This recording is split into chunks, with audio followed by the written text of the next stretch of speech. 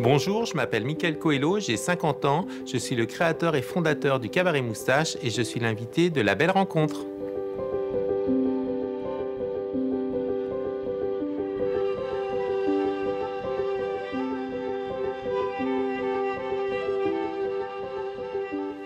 Bienvenue à Nous Voitou, nous sommes à quelques kilomètres de Rennes, au cœur d'une zone artisanale. Mais attention, derrière ce hangar, il y a du strass, des plumes et des paillettes. C'est en fait le pari fou d'un passionné, Mickaël Coelho.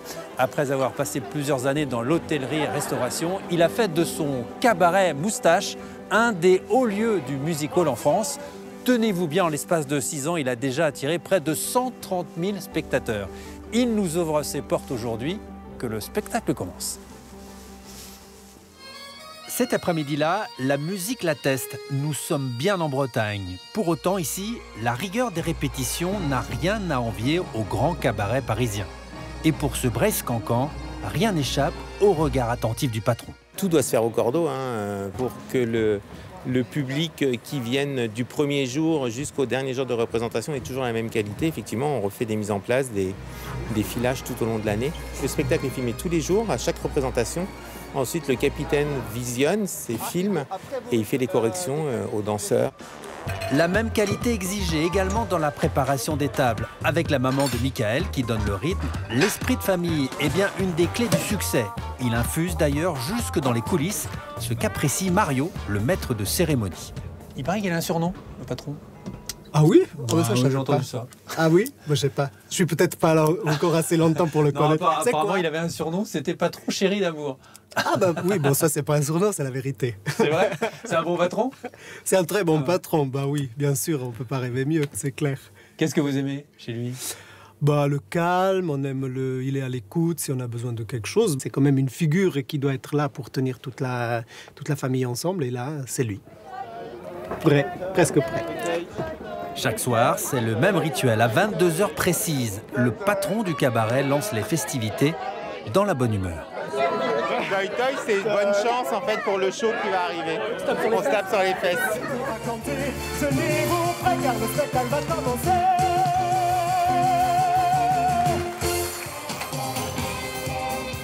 Nous la troupe de chez Moustache, ce point vert, c'est la de. Et à chaque tableau, on se change, donc c'est vraiment la course contre la montre derrière. Voilà, faut penser, on a tout préparé sur nos chaises à l'avance, du dernier tableau jusqu'au premier tableau.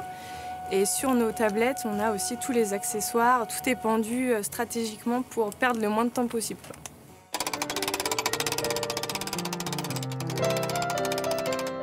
Personne dans ma famille est artiste ou était dans le spectacle, donc voilà, j'ai pris une filière un peu plus classique, on va dire.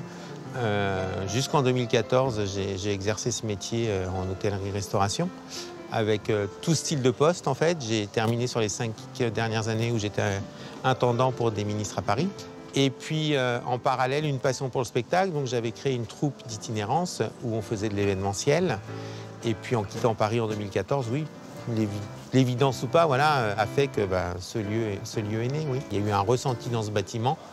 Il faut l'imaginer vide. À l'époque, ils faisaient de la soudure industrielle pour Peugeot, donc rien à voir avec ce qu'il y a aujourd'hui. C'était 4 murs en tôle et puis des bureaux qui existaient. Et voilà, en 2 mois et demi, on a commencé les travaux le 18 septembre, après l'obtention du permis, et on ouvrait le 1er décembre. Alors à la base, c'est mon projet, mais ma famille m'a suivi. Oui, Tout le monde a mis la main à la pâte? Tout le monde a mis la main au portefeuille d'abord.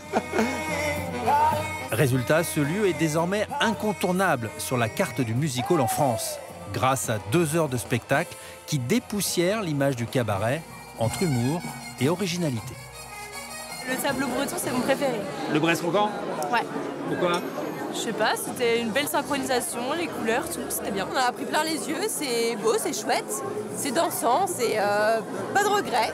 C'est la première fois que vous veniez à un cabaret? Ouais, tout à fait. Et pourtant on est du coin, parce que bon, on est juste à côté. Non, franchement, c'est top. Et puis avoir ça dans la région, c'est parfait.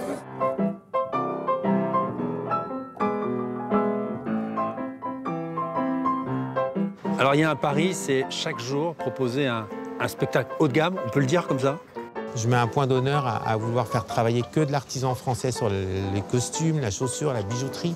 Voilà, tous les costumes tissus sont fabriqués ici dans les ateliers. Et voilà, les plumes, les perruques, les chaussures, les bijoux sont fabriqués plus sur Paris parce que pour l'instant, on n'a pas ces métiers à nos portes en Bretagne. Mais en tout cas, à 100%, on est sur de l'artisanat français chez nous. Oui. J'ai volontairement pas mis de rideau rouge. Il n'y a pas de dorure. Et ça, c'est un vrai choix aussi dans la création. Je voulais moderniser aussi ce côté-là. Et si vous aussi, vous aviez une belle rencontre à faire, ce serait avec qui? Oh là. Ce qui vous vient tout de suite à l'esprit? J'aurais envie de dire Line Renaud, Ouais. parce qu'elle est encore vivante. C'est une des dernières meneuses de revue, grande meneuse de revue française qui est encore vivante. Donc j'aurais envie de dire elle, oui. Et lui faire danser le Brest encore? Je suis un peu moins sûr. Merci, merci Michael. Merci à vous.